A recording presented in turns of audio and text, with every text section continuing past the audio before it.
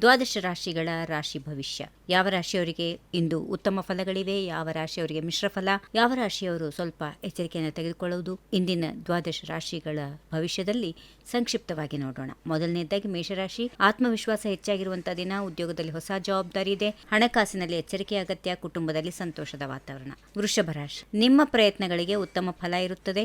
ವ್ಯವಹಾರದಲ್ಲಿ ಲಾಭದ ಅವಕಾಶಗಳಿವೆ. ಹಾಗೆಯೇ ಅನಗತ್ಯ ಖರ್ಚುಗಳನ್ನು ನಿಯಂತ್ರಿಸಿಕೊಳ್ಳಿ. ಆರೋಗ್ಯದ ಕಡೆಗೆ ಗಮನ ಕೊಡಿ. ಮಿಥುನ ರಾಶಿ. ಹೊಸ ವಿಚಾರಗಳನ್ನು ಪ್ರಾರಂಭ ಮಾಡಲು ಉತ್ತಮ ದಿನ. ಕೆಲಸದಲ್ಲಿ ಸಹೋದ್ಯೋಗಿಗಳ ಸಹಕಾರ ಇದೆ. ದೂರ ಪ್ರಯಾಣದ ಸಾಧ್ಯತೆ ಇದೆ. ಮಾತಿನ ವಿಷಯದಲ್ಲಿ ಸಂಯಮ ಇಟ್ಟುಕೊಳ್ಳಿ.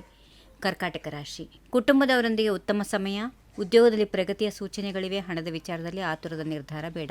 ಸಿಂಹರಾಶಿ. ನಾಯಕತ್ವದ ಗುಣಗಳು ಗಮನ ಸೆಳೆಯುತ್ತವೆ. ಕೆಲಸದಲ್ಲಿ ಯಶಸ್ಸಿದೆ. ಹೊಸ ಅವಕಾಶಗಳು ಬರಬಹುದು. ಆರೋಗ್ಯದ ಕಡೆಗೆ ಸ್ವಲ್ಪ ಗಮನ ಕೊಡಿ. ಕನ್ಯಾ ರಾಶಿ. ಬಾಕಿ ಉಳಿದ ಕೆಲಸಗಳನ್ನು ಪೂರ್ಣಗೊಳಿಸಲು ಉತ್ತಮ ದಿನ. ಹಣಕಾಸಿನಲ್ಲಿ ಸ್ಥಿರತೆ ಇದೆ. ಕುಟುಂಬದಲ್ಲಿ ನಿಮ್ಮ ಮಾತಿಗೆ ಗೌರವ ಸಿಗುತ್ತದೆ. ತುಲಾ ರಾಶಿ. ಹೊಸ ಸಂಪರ್ಕಗಳು ಭವಿಷ್ಯದಲ್ಲಿ ಪ್ರಯೋಜನ ನೀಡುತ್ತವೆ. ಉದ್ಯೋಗದಲ್ಲಿ ಒತ್ತಡ ಕಡಿಮೆ ಆಗಲಿದೆ. ಪ್ರೀತಿ ಮತ್ತು ದಾಂಪತ್ಯ ಜೀವನದಲ್ಲಿ ಹೆಚ್ಚಾಗಿ ಇರುವಂತಹ ದಿನ. ವೃಶ್ಚಿಕ ರಾಶಿ. ಪರಿಶ್ರಮಕ್ಕೆ ತಕ್ಕ ಫಲ ಸಿಗುತ್ತದೆ. ವ್ಯವಹಾರದಲ್ಲಿ ಹೊಸ ಅವಕಾಶಗಳು ಎದುರಾಗಬಹುದು.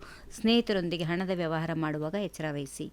ಧನುರಾಶಿ. ಶುಭ ಸುದ್ದಿ ಇದೆ. ಆ ಪ್ರಯಾಣದಿಂದ ಲಾಭ ಇದೆ. ಉದ್ಯೋಗ ಮತ್ತು ವ್ಯವಹಾರದಲ್ಲಿ ಪ್ರಗತಿ ಇದೆ. ಮಕರ ರಾಶಿ. ಕೆಲಸದಲ್ಲಿ ಹೆಚ್ಚಿನ ಜವಾಬ್ದಾರಿ ಬರಬಹುದು. ನಿಮ್ಮ ಯೋಚನೆಗಳನ್ನು ಯಶಸ್ವಿಯಾಗಿ ಮುನ್ನಡೆಸುತ್ತೀರಿ. ಖರ್ಚು ಹೆಚ್ಚಾಗದಂತೆ ನೋಡಿಕೊಳ್ಳಿ. ಕುಂಭರಾಶಿ. ಹೊಸ ಆಲೋಚನೆಗಳು ಯಶಸ್ಸಿಗೆ ದಾರಿ ಮಾಡಿಕೊಡಬಹುದು. ಉದ್ಯೋಗದಲ್ಲಿ ಬದಲಾವಣೆಯ ಬಗ್ಗೆ ಯೋಚಿಸುತ್ತಿದ್ದರೆ ಉತ್ತಮ ಅವಕಾಶಗಳಿವೆ.